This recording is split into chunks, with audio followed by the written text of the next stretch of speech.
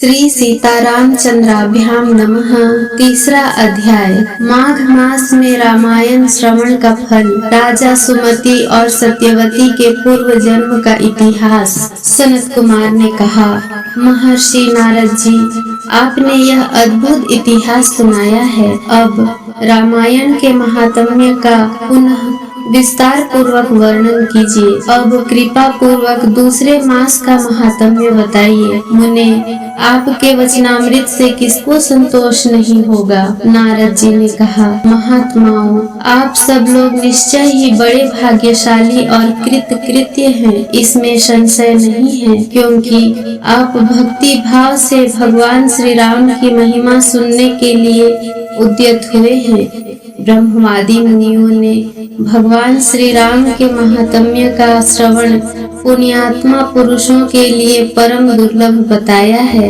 महर्षियों, अब आप लोग एक विचित्र पुरातन इतिहास सुनिए, जो समस्त पापों का निवारण और संपूर्ण रोगों का विनाश करने वाला है। पूर्व काल की बात है। द्वापर में सुमति नाम से प्रसिद्ध एक राजा हो गए हैं। उनका जन्म चंद्रवंश में हुआ था। वे श्री संपन्न और सातों द्वीपों के एकमात्र सम्राट थे। उनका मन सदा धर्म में ही लगा रहता था।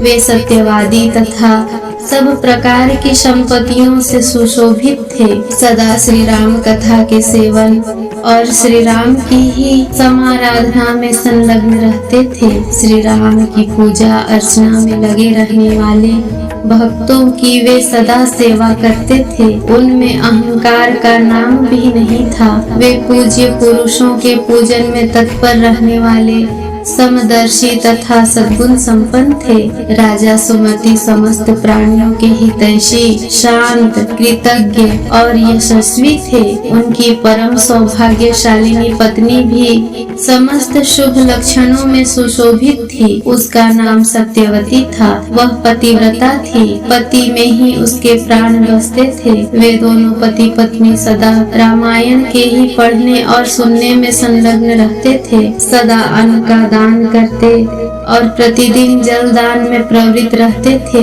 उन्होंने असंख्य पोखरों, बगीचों और बावड़ियों का निर्माण कराया था। महाभाग राजा सुमति भी सदा रामायण के ही अनुशीलन में लगे रहते थे। वे भक्ति भाव से भावित हो रामायण को ही बाँचते अथवा सुनते थे। इस प्रकार वे धर्मज्ञ नरेश सदा श्री राम की आराधना में ही तत्पर रहते थे। उनकी प्यारी पत्नी सत्यवती भी ऐसी ही थी। देवता भी उन दोनों दंपति की सदा भूरी भूरी प्रशंसा करते थे। एक दिन उन त्रिभुवन विख्यात धर्मात्मा राजा रानी को देखने के लिए विभांडक मुनि अपने बहुत से शिष्यों के साथ वहां आए। मुनिवर विभांडक को आया देख राजा सुमति को बड़ा सुख मिला। वे पूजा की विस्तृत सामग्री साथ ले पत्नी सहित उनकी अगवानी के लिए गए। जब मुनि का अतिथि सत्कार संपन्न हो गया और वे शांत भाव से आसन पर विराजमान हो गए, उस समय अपने आसन पर बैठे हुए भूपाल ने मुनि से हाथ जोड़ कर कहा। राजा बोले, भगवान, आज आपके शुभागमन से मैं कृतार्थ हो गया, क्योंकि श्रेष्ठ पुरुष संतों के आगमन को सुखदायक बताकर उनकी प्रशंसा करते हैं। जहाँ महापुरुषों का प्रेम होता है, वहाँ सारी संपत्तियाँ अपने आप उपस्थित हो जाती हैं। वहाँ तेज, कीर्ति, धन और पुत्र सभी वस्तुएं उपलब्ध होती हैं। ऐसा विद्वान पुरुषों का कथन है। मुने, प्रभु, जहाँ संत महात्मा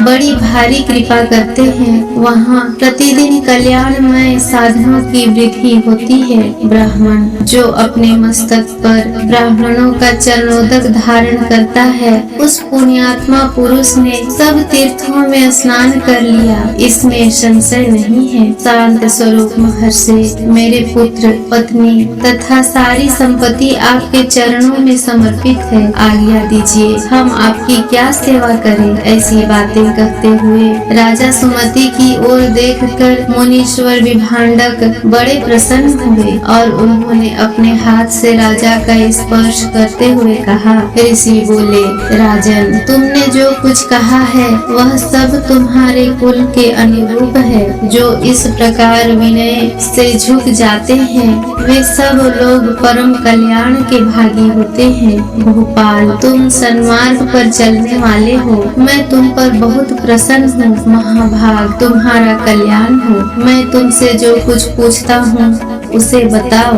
यद्यपि भगवान श्री हरि को संतुष्ट करने वाले बहुत से पुराण भी थे जिनका तुम पाठ कर सकते थे, तथापि इस माघ मास में सब प्रकार से प्रयत्नशील होकर तुम जो रामायण के ही पारण में लगे हुए हो तथा तुम्हारी यह साध्वी पत्नी भी सदा जो श्री राम की ही आराधना में रत रहती है, इसका क्या कारण है? यह वृतांत यथावत रूप से मुझे बताओ। राजा ने कहा, भगवान सुनिए, आप जो कुछ पूछते हैं वह सब मैं बता रहा हूँ। मुने, हम दोनों का चरित्र संपूर्ण जगत के लिए आश्चर्यजनक है। साधु शिरोमणि, पूर्व जन्म में मैं मालती नामक शूद्र था, सदा कुमार्ग पर ही चलता और सब लोगों के अहित साधन में ही संलग्न रहता था। दूसरों की चुगली खाने वाला, धर्मद्रोही, देवता संबंधी द्रव्य का अपहरण करने वाला तथा महापातकियों के संसर्ग में रहने वाला था। मैं देव संपत्ति से ही जीविका चलाता था। गो हत्या, ब्राह्मण हत्या और चोरी करना यही अपना धंधा था। मैं सदा दूसरे प्राणियों की हिंसा में ही लगा रहता था। प्रतिदिन दूसरों से कठोर बातें बोलता, पाप करता और वेश्याओं में आसक्त रहता था। इस प्रकार कुछ काल तक घर में रहा। फिर बड़े लोगों की आज्ञा का उल्लंघन करने के कारण मेरे सभी भाई बंधुओं ने मुझे त्याग दिया और मैं दुखी होकर वन में चला आया। वहाँ प्रतिदिन मृगों का मांस खाकर रहता था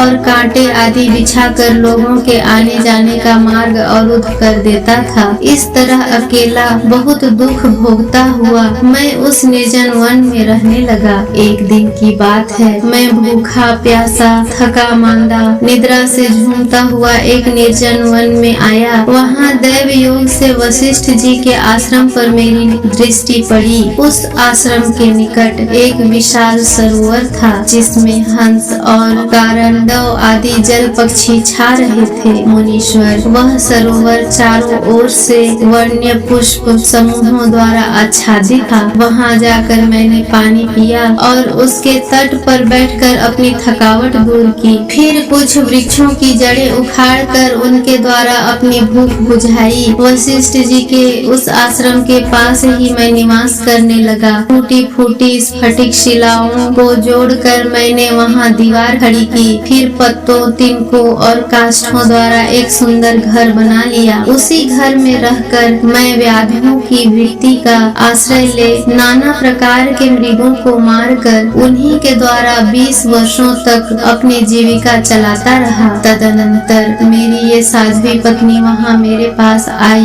पूर्व जन्म में इनका नाम काली था। काली निषाद कुल की कन्या थी और विंध्य प्रदेश में उत्पन्न हुई थी। उसके भाई बंधुओं ने उसे त्याग दिया था। वह दुख से पीड़ित थी। उसका शरीर वृद्ध हो चला था। ब्राह्मण, वह भूख प्यास से शिथिल हो गई थी और इस सोच में पड़ी थी कि भोजन का कार्य कैसे चलेगा। दैव योग से घूमती घामती वह उसी निर्जन वन में आ पहुंची जिसमें मैं रहता था। गर्मी का महीना था। बाहर इसे धूप सता रही थी और भीतर मानसिक संताप अत्यंत पीड़ा दे रहा था। इस दुखिनी नारी को देखकर मेरे मन में बड़ी दया आई। मैंने इसे के लिए जल तथा खाने के लिए मांस और जंगली फल दिए। ब्राह्मण, काली जब विश्राम कर चुकी तब मैंने उससे उसका यथावत वृतांत पूछा। महामुने, मेरे पूछने पर उसने जो अपने जन्म कर्म निवेदन किए थे उन्हें बताता हूँ, सुनिए। उसका नाम काली था और वह निषाद कुल की कन्या थी। विद्वान, उसके पिता का नाम दाम्भिक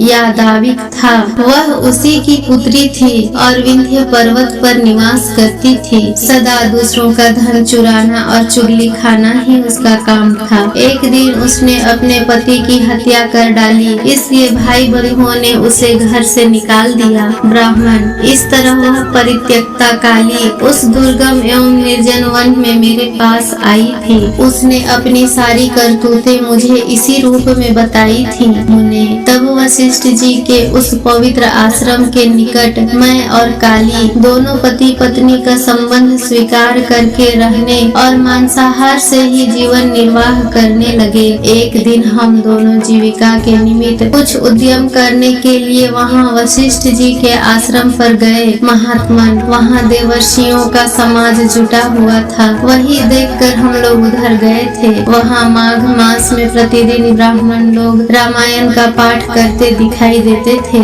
उस समय हम लोग निराहार थे और पुरुषार्थ करने में समर्थ होकर भी भूख प्यास से कष्ट पा रहे थे। अतः बिना इच्छा के ही वशिष्ठ जी के आश्रम पर चले गए थे। फिर लगातार 9 दिनों तक भक्ति पूर्वक रामायण की कथा सुनने के लिए हम दोनों वहाँ जाते रहे। मुने, उसी समय हम दोनों की मृत्यु हो गई। हमारे उस कर्म से भगवान मधुसूदन का मन प्रसन्न हो गया था, अतः उन्होंने हमें ले आने के लिए दूत भेजे। वे दूत हम दोनों को विमान में बैठाकर भगवान के परम पद उत्तम धाम में ले गए। हम दोनों देवाधिदेव चक्रपाणी के निकट जा पहुँचे। वहाँ हमने जितने समय तक बड़े बड़े भोग भोगे थे वह बता रहे हैं, सुनिए। कोटि सहस्त्र और कोटि शत युगों तक श्री राम धाम में निवास करके हम लोग ब्रह्मलोक में आए। वहाँ भी उतने ही समय तक रहकर हम इंद्रलोक में आ गए। मुनि श्रेष्ठ, इंद्रलोक में भी उतने ही काल तक परम उत्तम भोग भोगने के पश्चात हम क्रमशः इस पृथ्वी पर आए हैं। यहाँ भी रामायण के प्रसाद से हमें अतुल संपत्ति प्राप्त हुई है। मुने,